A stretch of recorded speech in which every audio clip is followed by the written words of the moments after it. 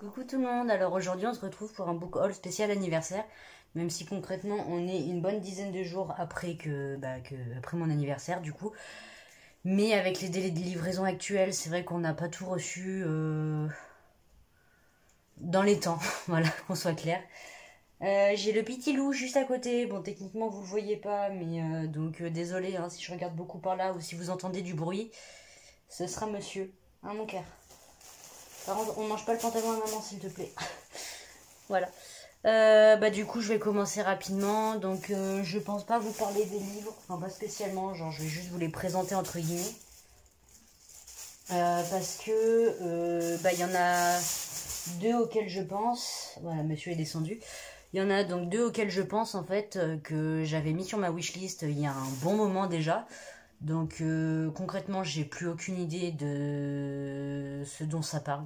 Voilà, qu'on soit clair. Et j'aime bien en fait me plonger dans les livres sans spécialement lire les résumés. Comme vous avez pu vous en rendre compte d'ailleurs, hein, concrètement, notamment pendant ma pile à lire pour le monde de la fantaisie. Voilà. Donc du coup, je vais commencer avec, je sais même pas comment on doit appeler ça, un diptyque, une duologie, enfin bon, avec avec un truc en 2 tomes, voilà, qu'on soit clair. Donc c'est Paranoia de Mélissa Belvigne. Donc ça c'est le 1. Alors attendez, hop. Ça c'est le 1, donc Paranoia. Et le tome 2, Miroir. Voilà. Alors du coup, je les ai en format poche, hein, qu'on se mette d'accord sur ça. J'essaye de me guérir de mon problème avec les livres poche, ouais. Vraiment, j'essaye, mais c'est compliqué. Pour le tome 1, en fait, ça va être une relecture pour ma part. Parce que donc je l'avais emprunté il y a un bon moment à la médiathèque en grand format, du coup. Sauf que le problème qui s'est posé, c'est que j'avais adoré. J'avais emprunté le tome 2, je sais pas, peut-être un mois ou deux après. Sauf que j'ai jamais lu le tome 2. Voilà. Du coup, par manque de temps, je suppose, enfin, je sais pas, mais je sais en tout cas que ça avait été un énorme coup de cœur pour moi, même si il me semble que ça partait un peu dans tous les sens. Mais en tout cas, j'avoue que j'ai hâte de les lire. Surtout qu'en plus, ils sont très très beaux ces livres, voilà, avec l'espèce d'aura lumineuse autour là. Et le dos, du coup. Hop, je vous cache quand même le résumé du tome 2, si jamais le téléphone ose faire le focus. Mais voilà, vous avez approximativement le même truc. Et j'aime beaucoup le détail de la clé, en fait, pour le i de Paranoia. Et le i de Miroir. Hop. Voilà, donc je sais pas exactement à quel genre littéraire ça peut se rapporter. Je serais tentée de dire du fantastique et encore. Bon, on verra bien, hein. De toute façon, je sais qu'ils vont être plus rapidement. Après le mois de la fantaisie, hein, j'entends évidemment. Parce que, bon, là, j'ai déjà du mal à me dépatouiller avec ma pile à lire. Donc, voilà. On va éviter de mettre ça rapidement. Ensuite, j'ai eu La Nuit des Béguines de Aline Keener. Voilà. Format poche, hein, toujours, évidemment. Qui est écrit petit, mais pas trop, en vrai. Donc, ça devrait peut-être le faire. Il me semble que ce livre, je l'avais vu sur un update lecture de Thiboudou Boudou. Et son avis, en fait, m'avait donné très envie. Pour vous dire ce dont je me souviens quand même, parce que j'avoue que pour le coup, la couverture est absolument pas parlante et j'avoue qu'elle est pas spécialement belle. Voilà, donc vous l'avez beaucoup plus rose-orangé que moi, parce que moi, c'est vraiment un orange très pétant, on va dire. Donc on est en 1310 à Paris et on va parler de femmes, donc les béguines, qui sont des féministes avant l'heure, si je puis dire ça comme ça. Voilà, et qui vont devoir protéger Maheu, je crois, ou quelque chose comme ça, enfin une jeune fille en fait qui les rejoint. Et puis voilà, enfin, moi on parle de féminisme avant l'heure, qui plus est en 1300 à l'époque de des chasses aux sorcières. Oui, je suis là. Voilà, donc je crois pas avoir déjà lu de livre engagé, enfin pas spécialement. Donc je me souviens plus si elle disait qu'il y avait vraiment beaucoup le côté femme. Mais je sais qu'elle avait justement parlé du côté femme indépendante et j'avoue que j'ai vraiment hâte, ne serait-ce que de le découvrir du coup. Donc ensuite on va parler, bon là je vais vous les présenter en même temps concrètement parce que ces deux-là je sais plus du tout de quoi ça parle. Je crois que ça doit être deux des plus vieux livres que j'ai dans ma palle, donc bon je sais juste que les couvertures sont très jolies, donc voilà. On va parler donc de Un bûcher sous la neige Un bûcher sous la neige de Susan Fletcher, voilà. En poche toujours, et bah du coup je pense me le faire pour cet hiver en vrai.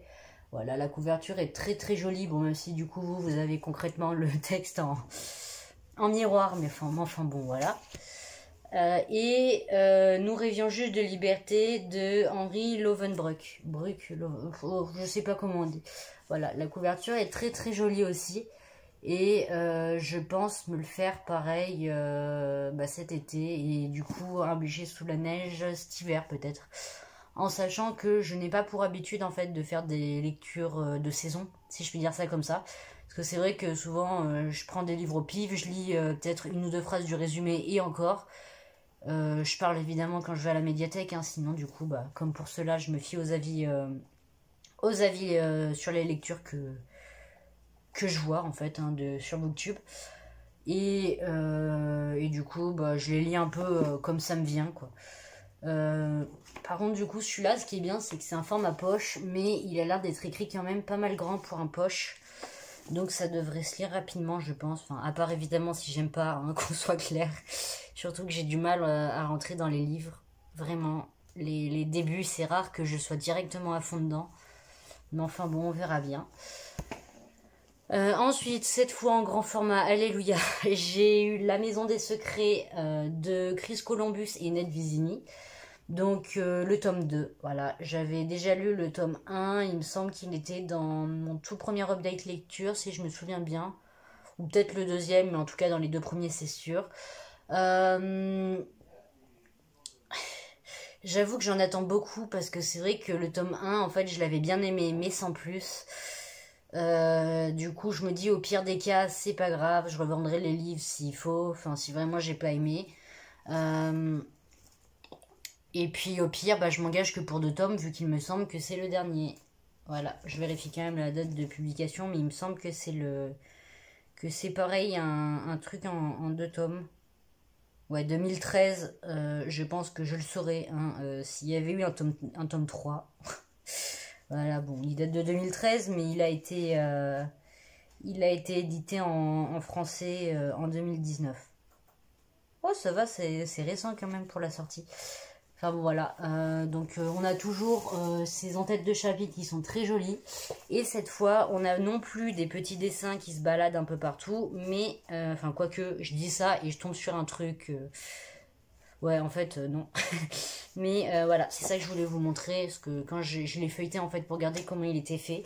Et en fait, vous avez des espèces de petits encadrés comme ça, avec des illustrations. Et bon, je suis tombée sur des petits dessins flottants, comme pour l'autre. Bon, tant pis, hein, vous me direz, mais voilà. J'avoue que j'espère ne pas retrouver ce côté violence pas possible qu'on fait subir aux enfants. Parce que vraiment, j'ai trouvé le tome 1 vraiment crade par rapport à ces 3 pauvres gamins qui n'ont rien demandé, qui se sont retrouvés plongés d'une manière très brutale dans un univers complètement différent du leur.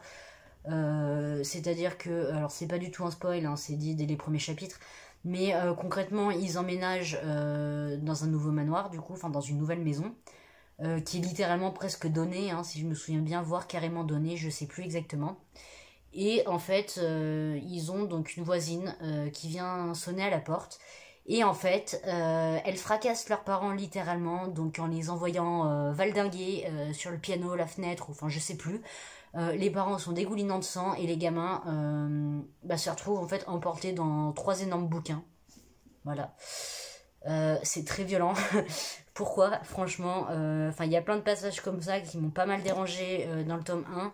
Donc c'est vrai que j'espère ne pas les retrouver dans le tome 2, donc on verra bien. Ils m'ont l'air de faire à peu près la même taille. Alors oui, je regarde là-bas parce que du coup, ma bibliothèque, en fait, elle est devant moi, un peu en décalé. Et vu que j'ai lu très peu de livres concrètement qui viennent de ma bibliothèque, C'est très facile en fait de voir ce que je cherche. En tout cas, la couverture, je la trouve très très jolie, voilà. Alors bon, j'ai la flemme de me lever pour vous attraper le tome 1, mais on retrouve la même typographie, du coup, qui est très très jolie, je trouve. On retrouve la maison. On retrouve un enfant plus mis en avant que les autres. Et alors je pense pas que j'arriverai à vous les montrer, mais si vous avez l'occasion de trouver une image du livre, ou si vous voyez le livre quelque part, vous avez les deux sœurs sur le porche de la porte. Je crois que c'est les deux sœurs. Il y a un côté arène grecque en fait, avec vous voyez bien derrière des grands gradins, enfin des gradins très hauts surtout, une énorme piste, un lion, un bouclier, enfin voilà, ça, je pense que ça va se passer dans quelque chose comme ça. Ouais, du coup, hop, ouais voilà, vous avez quand même vite fait, voilà, pour vous montrer à quoi ressemblait la couverture du tome 1. Et ouais, du coup, là, vous voyez toujours la continuité de la reine. Donc, on va voir ce que ça donne. J'avoue que je préfère sincèrement être frustrée quand je suis en vacances, donc pendant les vacances d'été, du coup, là, je pense surtout, que quand je suis en période scolaire, parce que là, c'est compliqué. Déjà que j'ai les cours qui m'en kikinent, on va dire, pour être poli. Alors en plus, si je suis frustrée en lisant, c'est pas possible. Donc je pense plutôt me le faire cet été aussi. J'avoue que j'ai peur et j'ai pas hâte, clairement. Mais bon, on verra bien. Et du coup, pour finir, j'ai eu une BD, donc qui est Radium Girl de Sai, je sais jamais comment on prononce, je suis désolée, publiée chez Glénat. Voilà. Je trouve cette BD très très jolie. Donc on parle du radium, donc aux années en 1918 en fait. Donc on va parler de ces femmes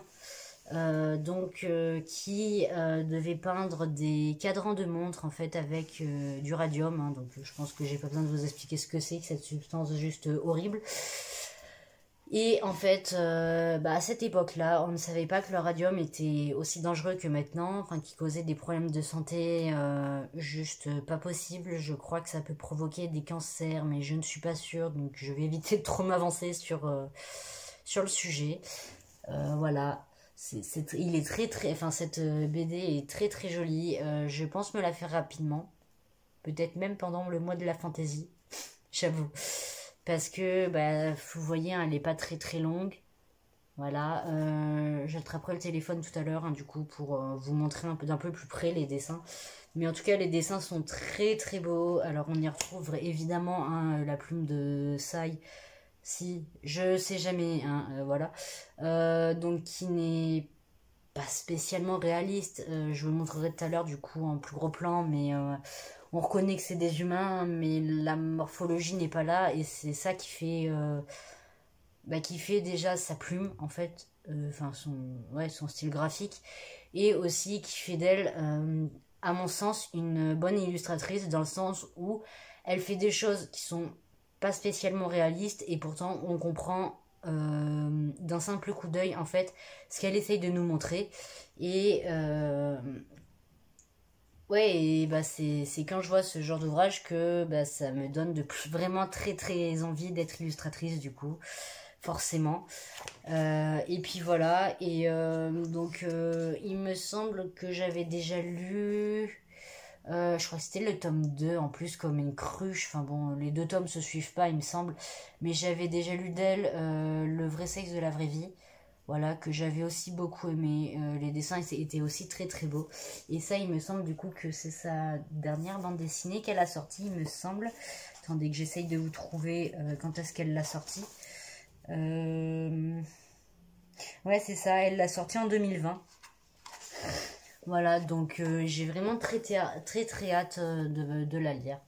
Je vous montre tout de suite du coup d'un peu plus près. Alors désolé d'avance, vous allez voir mes couettes, mais j'avoue que j'ai pas très envie de bouger du lit tout de suite. Allez, à tout de suite. Voilà, donc du coup vous avez la couverture qui est comme ça. Donc voilà, c'est ça que je vous disais par le côté pas spécialement très réaliste, c'est qu'on n'a pas des traits partout. Et pourtant c'est très très joli. Alors ouais, juste pour vous dire, du coup c'est la deuxième fois que je tourne la vidéo parce que j'étais pas du tout satisfaite de ce que j'avais fait en fait, hein, concrètement. Donc je me suis dit, plutôt que rester frustrée, autant la retourner. Je sais pas si je vais arriver à vous montrer. Ah si, voilà. Vous avez, donc vous voyez l'espèce de partie jaune. En fait, c'est du vernis sélectif, je pense. Donc ça a une texture un peu de feuille de papier, hein, quand on passe le doigt dessus.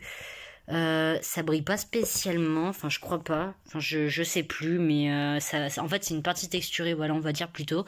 Il y en a un peu partout du coup sur la couverture.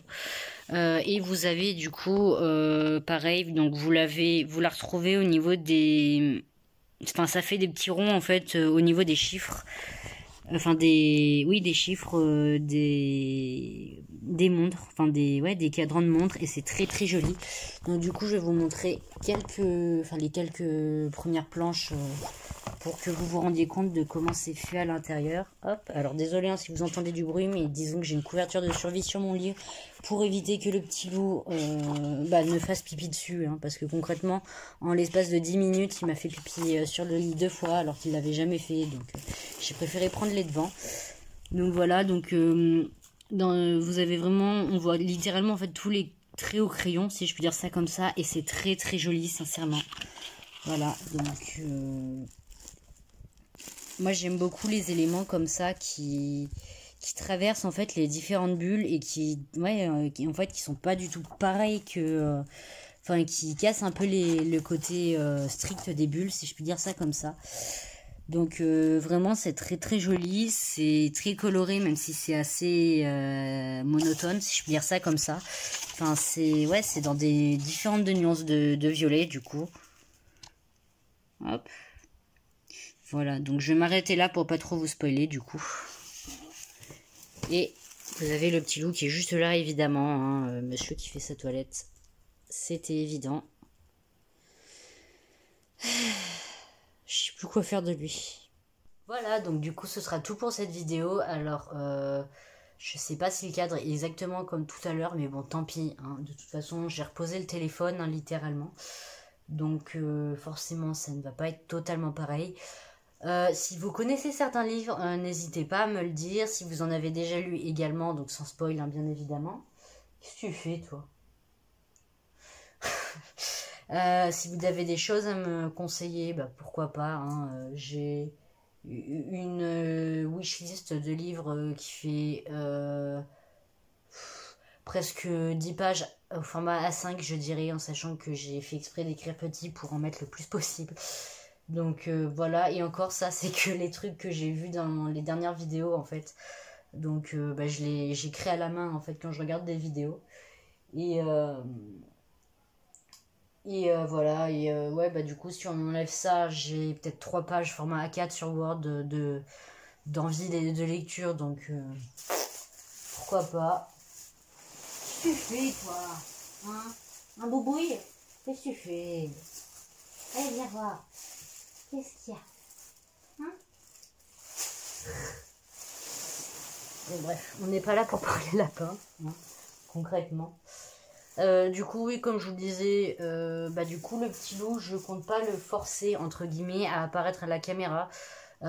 Surtout que monsieur a encore du mal quand on le porte, même quand on le fait correctement et qu'on y va doucement. Faut dire qu'il est arrivé le 26 avril, et moi, au moment où je vous tourne, on est le 16 mai, donc ça va faire que 3 semaines.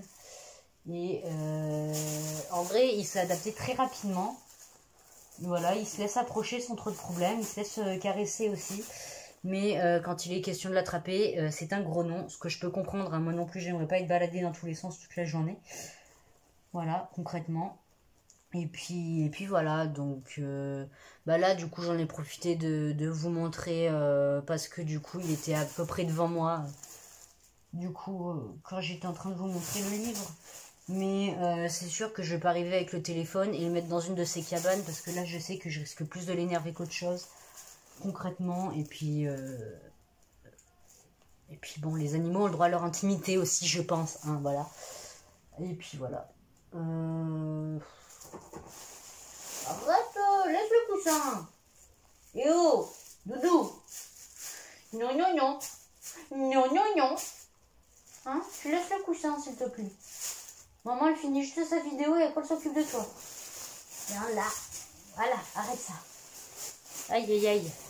Je sais pas si... Ah si, bah... Voilà. Aïe, aïe, aïe.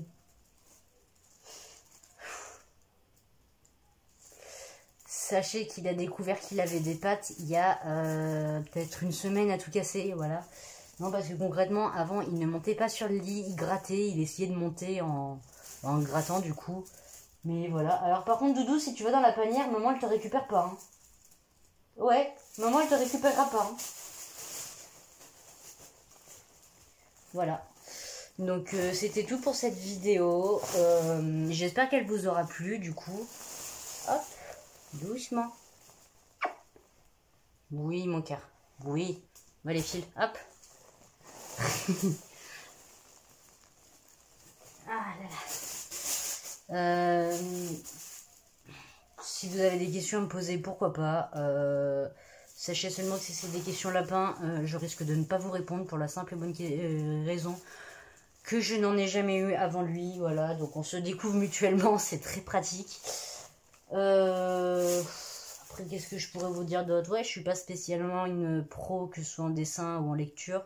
C'est vrai que la lecture, bah du coup, là vous l'avez vu, hein, j'ai clairement pas que de la fantaisie ou pas que de la jeunesse, donc je commence à m'ouvrir un peu plus, voilà. Mais c'est vrai que je suis vraiment dans ma case niveau lecture, voilà, c'est comme ça malheureusement. Je pense vous faire un prochain book haul, mais je sais pas quand, parce que concrètement je n'achète pas de livres tous les jours.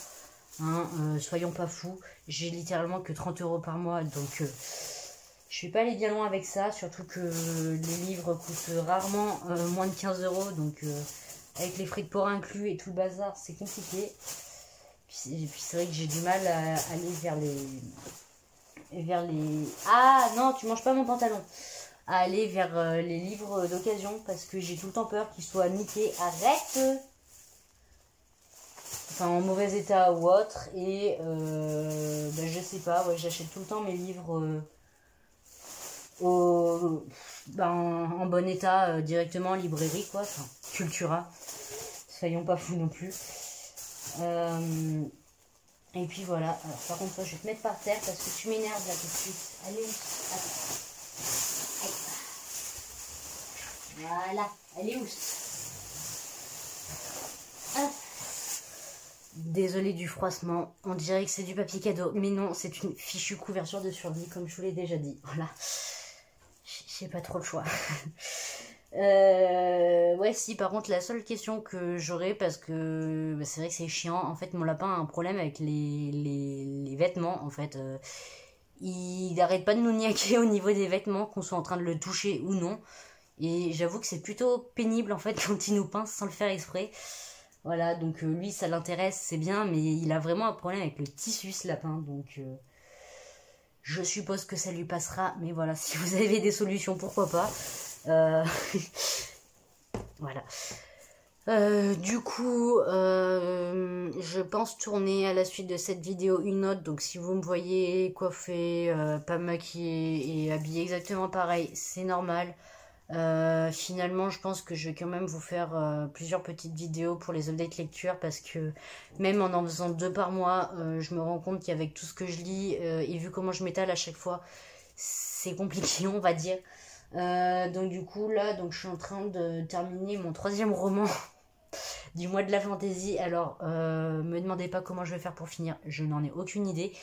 Parce que autant l'Enigma, soyez-en sûrs et certains, je n'arriverai pas à les finir. Hein, un défi de toute façon, c'est là pour qu'on fasse son maximum, pas forcément pour qu'on le réussisse. Quoi? Du coup, bah, je vais quand même faire mon max, hein, mais voilà. Du coup, je pense ouais, que je vais donc finir mon livre en cours. Il me reste, je crois que je suis au chapitre 17, il y en a 19. 17, 18, 19, ouais, il me reste 3 chapitres à lire du coup. Donc ça va aller vite. Hein. C'est un format poche malheureusement et les chapitres sont très très longs, c'est très chiant du coup. Mais j'avoue que là, la fin m'intrigue vraiment pas mal. Donc voilà, je pense que je vais me le finir. Je pense du coup vous tournez l'update lecture de ce que j'ai lu actuellement directement à la suite de ça. Et puis voilà. Je pense que je vais poster cette vidéo lundi. Donc vous aurez l'update lecture mercredi, je pense. Arrête. Hé, Ludo. Oui, j'ai compris que tu voulais voir maman, mais c'est non tout de suite. Aïe aïe aïe, mais t'as déjà des couvertures par terre en plus. Qu'est-ce que tu viens m'embêter sur le lit? Au secours.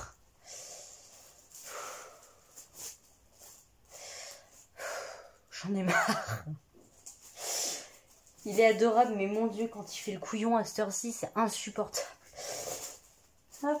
Bon, du coup, je pense que je vais vous dire mercredi, du coup, concrètement. J'espère que votre semaine aura bien commencé.